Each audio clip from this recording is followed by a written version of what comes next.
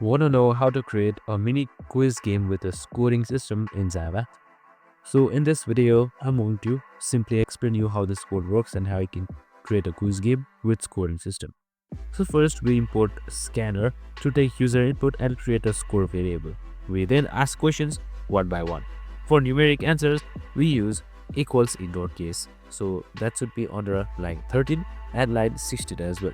So capitalization does not matter. After each answer, if correct, we increment the score. At the end, we print the total score. And that's it, super simple. But it's perfect for practicing loops, conditionals, and user inputs. So you can also expand it with more questions, multiple choices, or even timers. So you can just simply modify this code right here, copy paste it, and I'm just going to show you by running this code.